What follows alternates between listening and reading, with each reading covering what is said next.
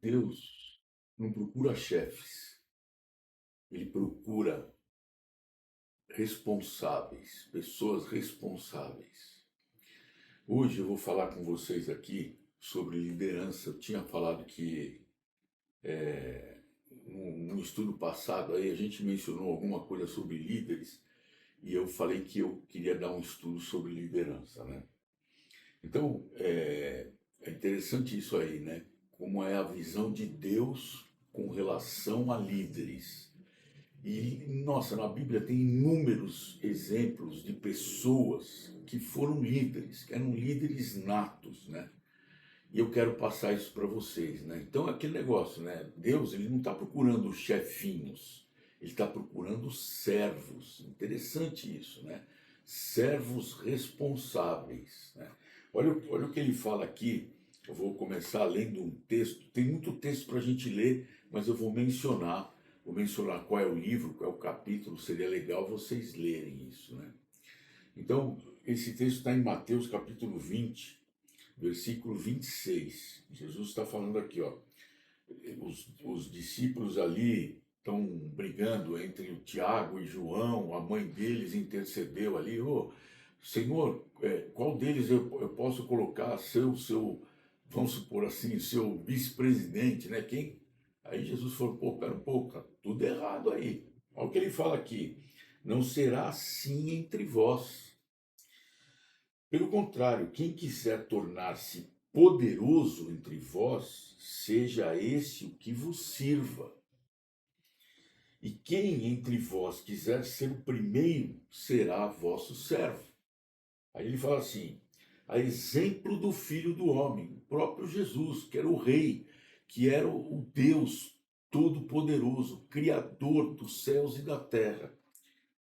A exemplo do Filho do Homem, que não veio para ser servido, mas para servir e para dar a vida em resgate por muitos. Veja aqui, eu sempre procuro falar para vocês assim, né?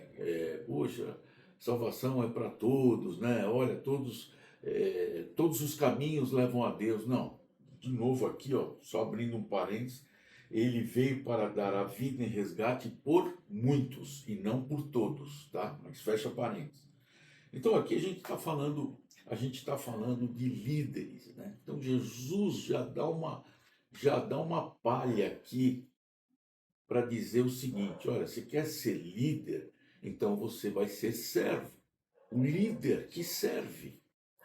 Né? A gente está acostumado a ver os poderosos, né? Os caras, né? Tal, então, não é por aí que a Bíblia é. E às vezes eu falo para você, talvez você seja um líder, talvez você ainda será um líder, mas não sabe. Ou talvez você seja liderado por alguém. E é isso, você vai tendo como base, você vai ter o teu padrão, que é o padrão de Deus, o padrão de Jesus. E aí você vai observando, você vai analisando no decorrer das coisas, como que funciona, como que é o seu líder, né? Eu sempre digo assim, chefe, a gente obedece, líder, a gente segue. Chefe manda, o líder inspira. Você percebe uma diferença? A diferença, quer dizer, às vezes tem um chefe, ih, lá vem aquele cara chato, vai pedir para eu fazer isso, vai pedir para eu fazer aquilo, vai pedir para eu... Aí quando você vê o líder, você fala, caramba, eu vou fazer isso que ele vai gostar, vou fazer... Não estou falando de ser bajuladores ou bajuladoras, não é isso, não é isso, mas assim, você quer agradar, quer fazer a coisa para que, que, que a coisa ande, entendeu? Sob a liderança daquele líder lá. Então vamos pegar uns exemplos aqui, olha, por exemplo, né? É uma liderança, a liderança ela tem que proteger o povo, os seus liderados, e não o seu ego. Interessante isso, vai vendo as coisas que a Bíblia diz para como que é um verdadeiro líder, né? Na Bíblia, a liderança não é uma posição. Olha, meu cartão de visita, olha, eu sou líder, eu sou chefe, sou diretor, sou gerente. Não é uma posição. A liderança na Bíblia, ela é responsabilidade espiritual, ela é sacrifício e ela é o cuidado com as pessoas. Sabe aquilo que você fala assim, ah, cara feia para mim, ah, cara feia para mim é fome. Não. Se você vê um liderado seu com problema, você fala, mas, ah, deixa quieto, né? Não, vai lá, pergunta o que que é, ainda que não seja coisa referente ao trabalho, ainda que não seja coisa referente àquilo que, à atividade que vocês estão fazendo, mas de repente a pessoa está com algum problema. E o líder está ali para ajudar no que der e vier, está ali para servir o que der e vier. Interessante, né? Olha a abordagem que é isso, né? Quando a gente pega inúmeros livros de liderança, inúmeros livros de liderança dizem justamente o contrário, que você tem que ser isso, tem que ser aquilo, 10 regrinhas para você ser um líder bom, um líder, enfim, são coisas que não condizem muitas vezes com aquilo que a Bíblia coloca, né? E eu acho que essa questão, a gente tem exemplos maravilhosos de líderes que chegaram a resultados extremos, né? Então vamos falar aqui, por exemplo, né, algum contraste mais o que está nos livros, né, o que está nos livros e o que está na Bíblia. Então o mundo, o que que o mundo diz? O líder, poder, status e controla tudo, né? E a Bíblia, serviço, intercessão, orar pelo povo e o que? Sacrifício de levar carga. O sacrifício de você levar carga uns dos outros. Então é diferente isso. Não, líder, eu sou chefe, eu não posso ser incomodado. Eu vou fazer isso, fazer aquilo. Eu tenho minha posição, eu tenho meu status, eu tenho poder e eu tenho que controlar tudo e vou chamar o cara aqui, se não fez direitinho, vai levar bronca, etc. Tal. Então, você viu o contraste que tem? E aqui é assim, né? A escolha. Como que você vai escolher um líder? Você vai escolher o líder, aquele cara que é popular, aquele cara que é o politicão, ou você vai escolher um cara que é responsável, um cara que serve, que você sabe que serve? Como que você, se você é um diretor e tem que escolher um líder, qual você escolheria? Aí eu vou contar uma história para vocês que eu enfrentei isso. Eu trabalhava numa empresa, era um laboratório químico, isso na década de 80, e a gente tinha 3 líderes. Nós tínhamos a equipe lá de desenvolvimento de sistemas, eu trabalhava com desenvolvimento de sistemas, e naquela época tinha reserva de mercado, né? Você não podia importar nada, nem não podia trazer nada de fora. E a empresa era uma multinacional, e na Itália tinha um sistema muito bom, um sistema de informática muito bom. Naquela época não se falava em siglas, né? Mas era um sistema que integrava tudo, integrava a parte de materiais com a parte financeira, com a parte contábil, enfim. E é o seguinte, não tinha manual, não tinha nada. Uma das filhas de um dos vice-presidentes foi para a Itália e trouxe no meio da mala dela uma fita com isso aí, com esse sistema. Então era como se, imagina você ter um navio para montar, viessem um monte de caçambas, derramassem todas as peças, falavam assim, ó, monta aí o navio. Era esse nosso quebra-cabeça que a gente tinha que fazer. E para isso a gente tinha 3 líderes. Um líder financeiro, um líder contábil e um líder de materiais, que era a equipe que eu trabalhava. Eu estava começando, né? Eu era um analista programador, analista sênior e tal. E aí a gente tinha então esse quebra-cabeça enorme de um lado para montar e do outro lado a gente tinha os nossos clientes, que eram os usuários da empresa, né? E aí esse meu líder, esse nosso líder da nossa equipe, ele era um cara muito duro, muito conhecedor, né? Então os caras vinham pedir coisas sem saber o que a gente ia ter pela frente. E ele falava, olha, não tenho como te falar que eu vou fazer isso e te dar um prazo, sendo que eu nem conheço o que eu vou ter que fazer. E aí os usuários, esses caras, iam reclamar para o nosso diretor. E aí um dia teve uma reunião, a gente estava trabalhando, ele falou, olha, eu vou sair para uma reunião aí. E ele foi para a reunião, quando voltou, começou a recolher as coisas, falou, gente, fui mandado embora. O quê? Como foi mandado embora? Fui mandado embora. Aí nós fomos falar com o diretor. A nossa equipe foi falar com o diretor. Falou, cara, como que você manda o cara mais competente, você manda embora? Sabe o que ele falou pra gente? Ele falou assim, eu não estava precisando de um cara competente, eu estava precisando de um cara político. Quer dizer, um cara que ia mentir para os usuários, né? Ou não, claro, vou fazer para você. E depois não ia cumprir. Então, vê bem, como é que você escolhe o seu líder, né? Ou sob qual liderança que você está, né? Você está numa liderança que o cara vai lá e mente para as pessoas e depois você tem que trabalhar o dobro, o triplo, até para não conseguir apresentar resultados. Então, meio que é assim que funciona, né? Essas escolhas.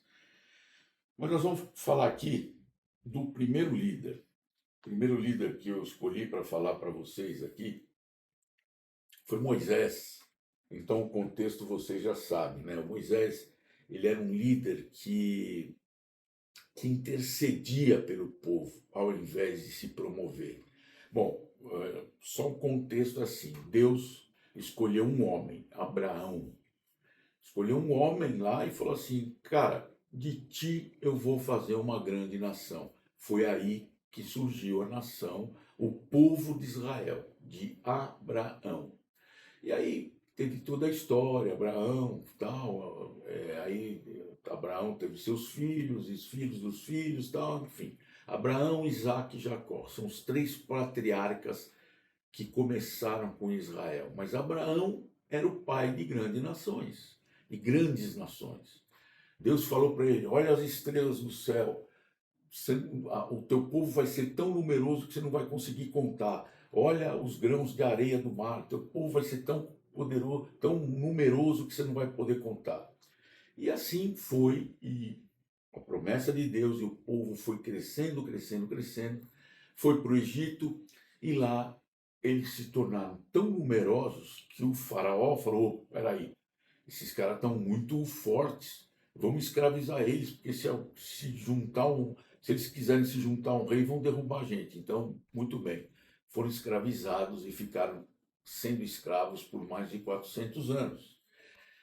Aí foi levantado aí o povo clamava, né? Porque, Senhor, puxa, tá doendo, os caras batem na gente, estão ruins e tal.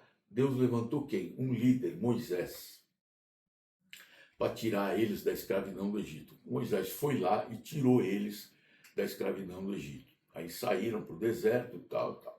Só que era um povo extremamente murmurador. Os caras reclamavam de tudo. Eu dei um estudo aqui no passado, 40 dias ou 40 anos, né? Por conta dessa murmuração, eles ficaram rodeando no deserto durante 40 anos.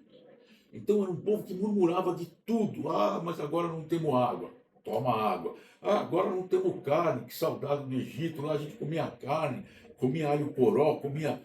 Aí Deus deu maná para eles. Eu não sei o gosto desse maná, mas a Bíblia diz que ele era como uma semente de coentro com mel, alguma coisa assim, né? Devia ser uma coisa altamente nutritiva. Hoje você tem os whey da vida, as coisas proteicas aí. Aquilo deveria ser tudo. Deixava os caras com energia, não deixava os caras obesos, e era uma energia, enfim, fantástico. E os caras reclamavam. Aí pô, queria carne, queria carne.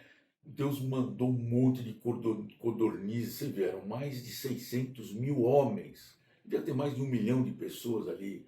Então, quer comer carne? Então tá aqui carne e tal. Enfim, mas o povo reclamava, o povo reclamava. Aí chegou uma hora que Moisés falava para ele, para Deus, né? Falava: Senhor, tá difícil, né? Esse povo reclama demais, mas estamos aqui e tal. Aí o próprio Deus falou: olha, realmente está difícil, né?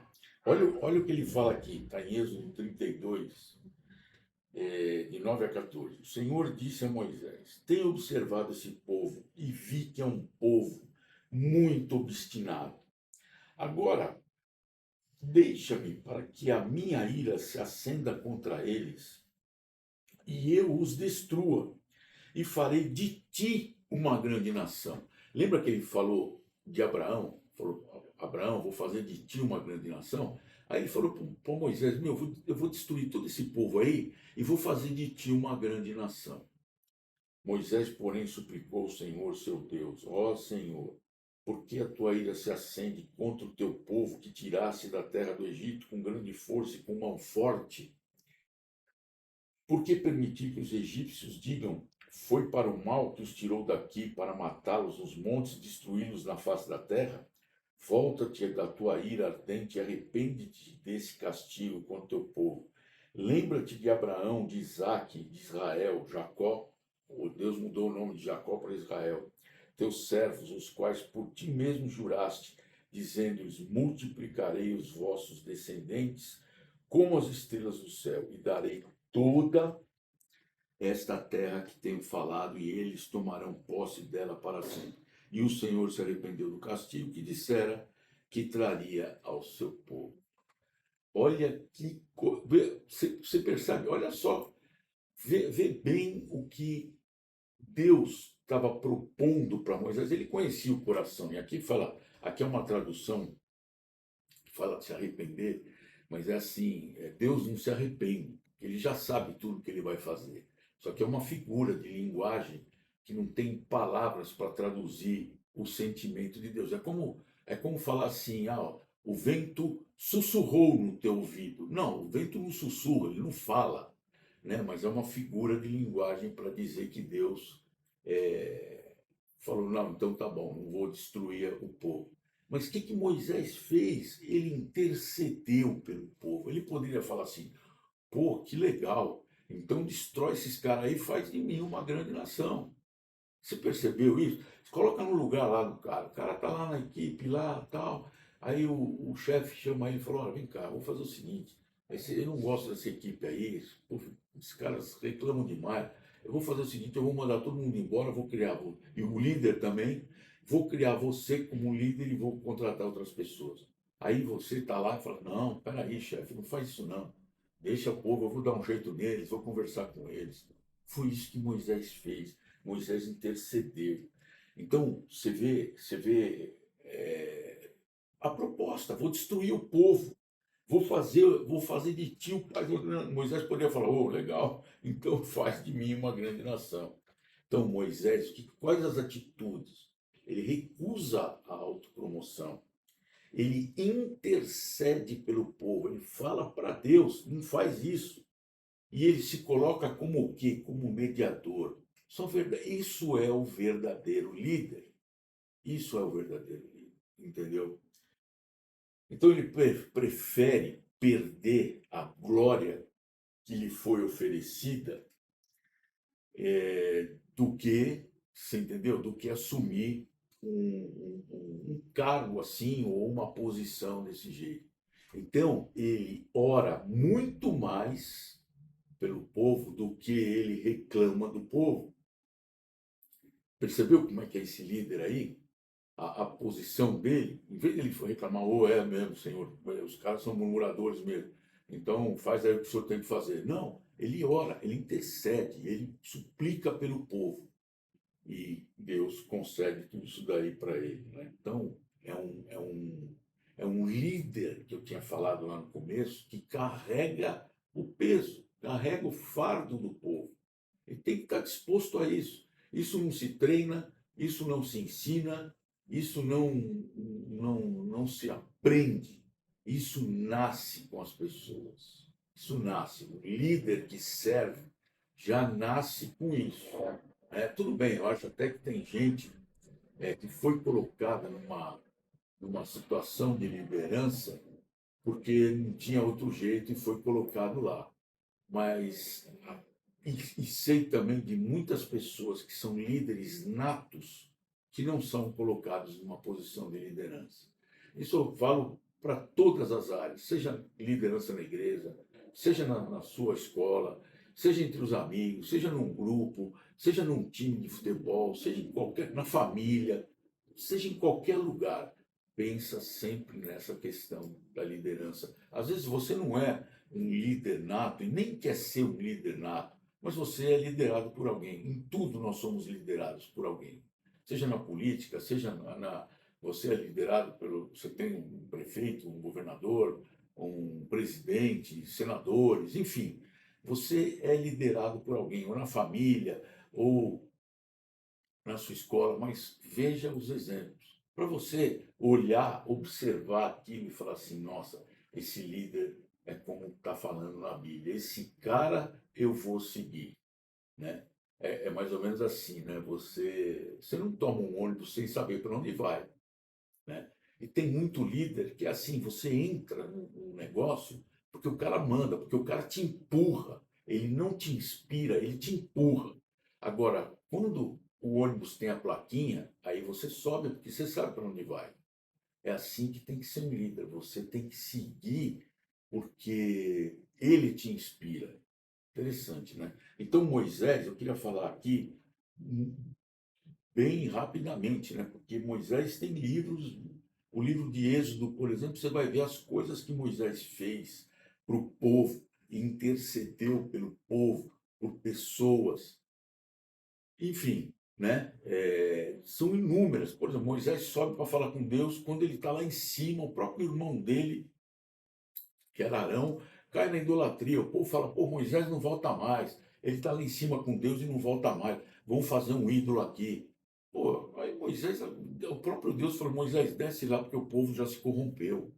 Então, o que ele fazia, o que ele intercedia, tem muita coisa. A gente aqui deu uma resumida bem grande no que é o líder Moisés. Se vocês quiserem, leiam o livro de Êxodo, que é bárbaro. Você vai aprender muita coisa desse livro. E uma outra pessoa que tem na Bíblia, que eu gostaria de falar, é Neemias. Talvez você não tenha lido a Bíblia ainda, ou talvez você nem tenha folheado, ou talvez um dia você abriu para folhear, aí tem lá o que? Neemias, quem é esse cara tal? Tem livros não são livros cristãos, porque você tem livros cristãos e livros não cristãos, né?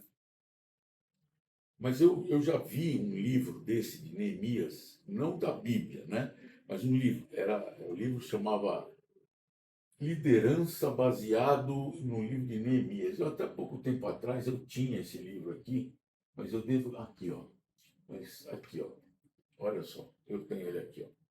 Ó, Neemias e a dinâmica da liderança eficaz. Esse livro aqui estava na prateleira dos livros normais. Neemias, ó, e a dinâmica da liderança eficaz. Fantástico. Esse cara escreveu, Cyril J. Barber é o nome do autor. Ele escreveu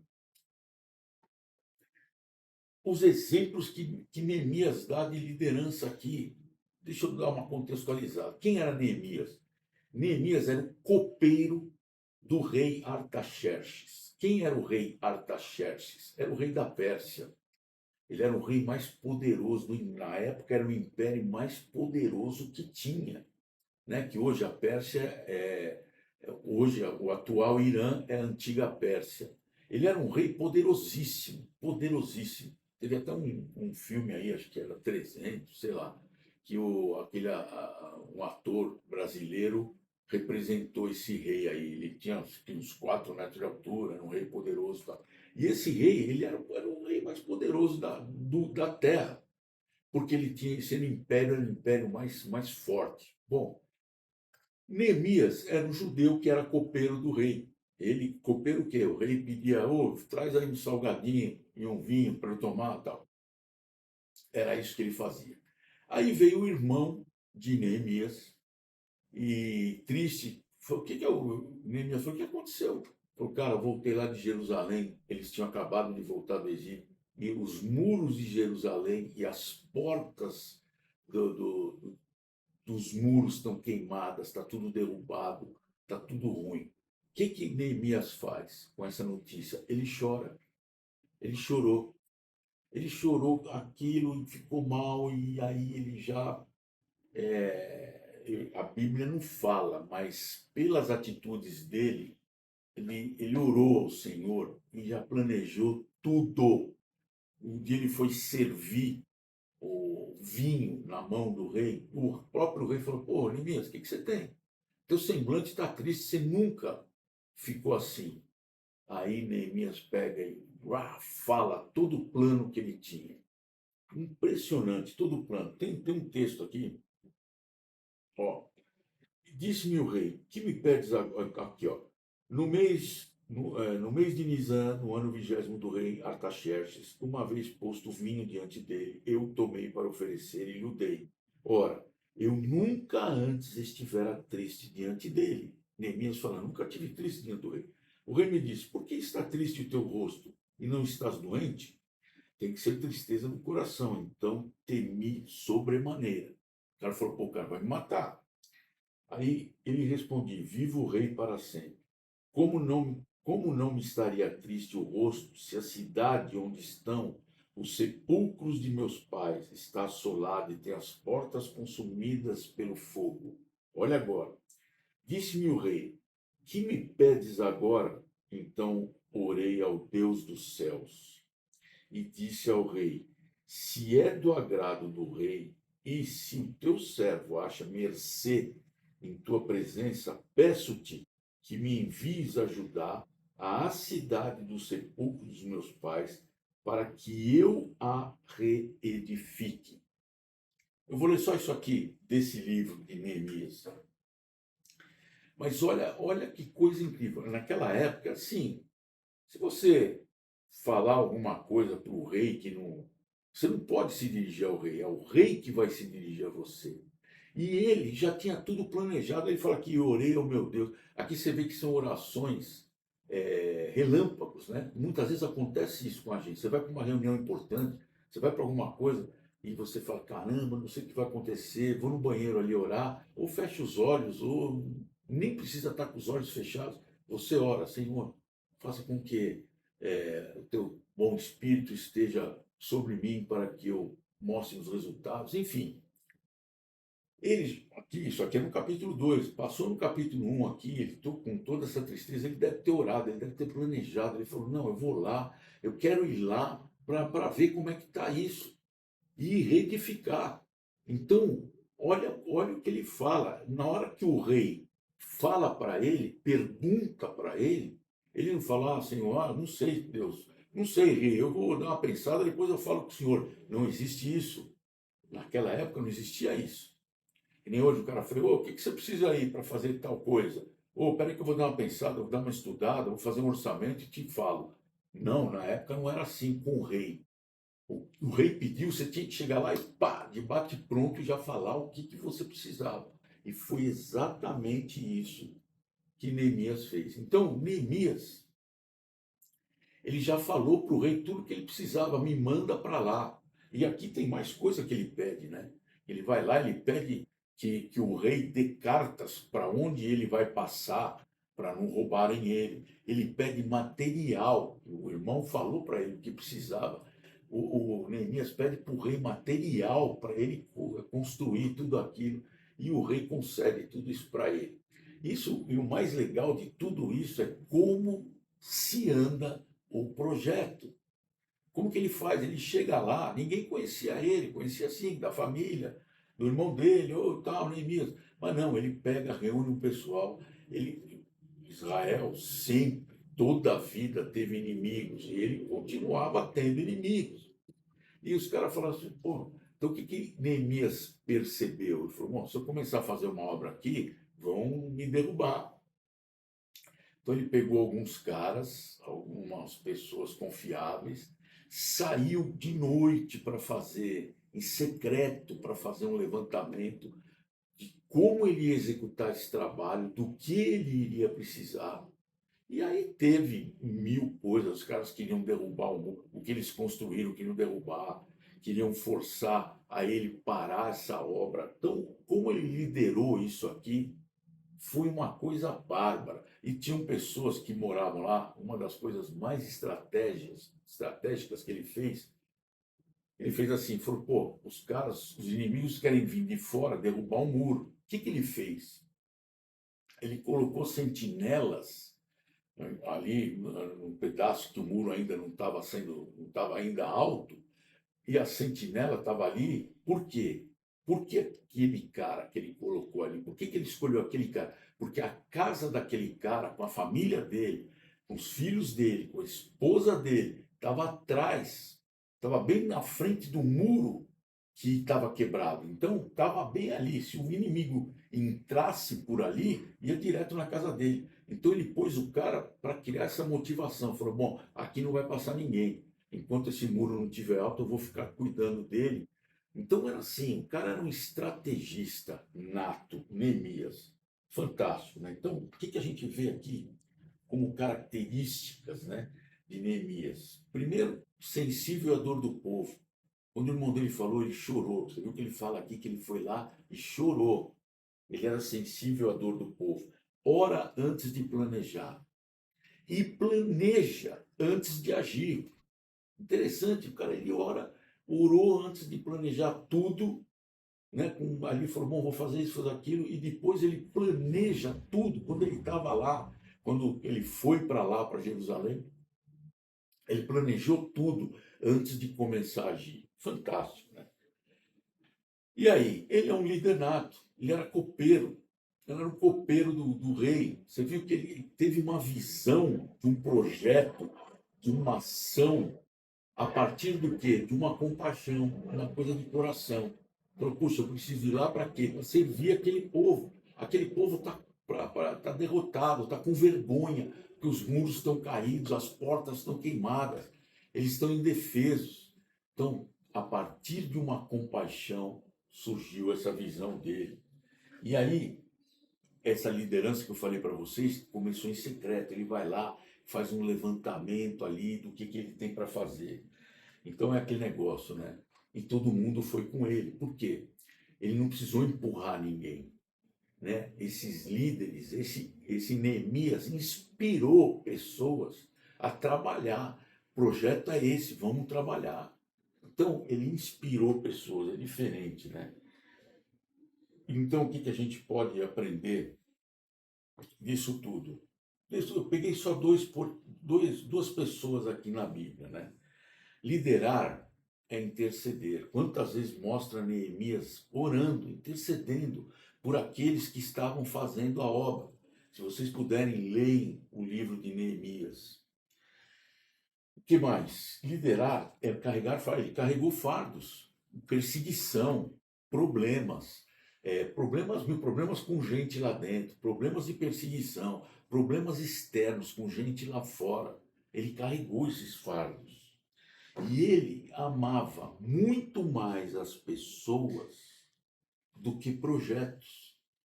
Você sabe que eu vou contar uma história para vocês.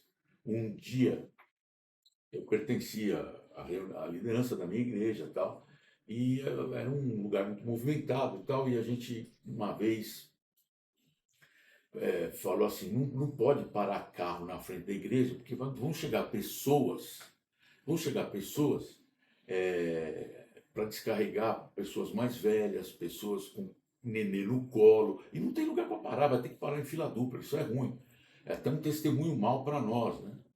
Aí, pô, verdade, concordamos, então, bom, a partir de tal data, fizemos lá. Aí um dia, eu cheguei na igreja, no domingo, tinha um carro parado lá. Eu falei: pô, fiquei indignado com aquilo lá. Eu falei: pô, cara, não pode, tá vendo que tá o cone aí? Aí falei, né, na próxima reunião de liderança que eu fui falar lá, eu falei assim: pô, domingo eu cheguei na igreja e o carro estava parado lá. Aí um dos líderes falou para mim assim: ah, Marcelo, mas esse carro é da senhora, falou o nome dela lá. Ela tem 90 anos e vem dirigindo o carrinho dela para a igreja. Pô, aí eu percebi o seguinte: tudo bem, eu não sabia que o carrinho, só sei que ela tinha 90 anos na época, mas não conhecia o carro dela nem nada, né? Mas eu percebi que eu estava mais focado em projeto do que nas pessoas.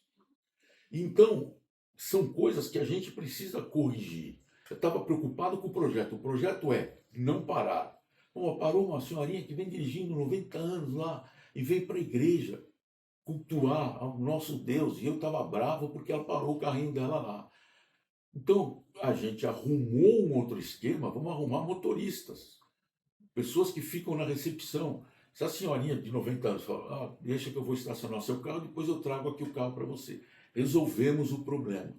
Mas a gente não pode estar focado somente em projetos. Temos que estar focado primeiramente em pessoas. E eu aprendi isso na raça, aprendi isso com dor no coração. Quando eu falei aquilo e eu ouvi aquilo, nossa, foi como se uma pedra tivesse achatado meu coração, assim, porque eu pensei nela, amava ela, já faleceu, né, faz muitos anos, mas eu amava aquela senhorinha, ela era muito, muito fofa.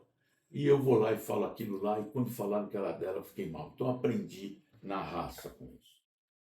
Agora eu quero deixar uma pergunta aqui. Assim, ó, se liderança servir, como liderar com poder, falha, que o líder falha, e perseguições? Como a gente lidera com essas características? Sabe como é que eu vou responder isso aí? Num outro estudo sobre liderança. Que esse aqui, para eu falar sobre tudo isso, ia ficar muito grande. Então, a gente vai falar numa próxima vez, tá bom? E é no nome de nosso Senhor Jesus Cristo, vosso Filho, que eu espero que vocês tenham compreendido essa questão da liderança, porque ou somos líderes ou somos liderados. Amém, Senhor.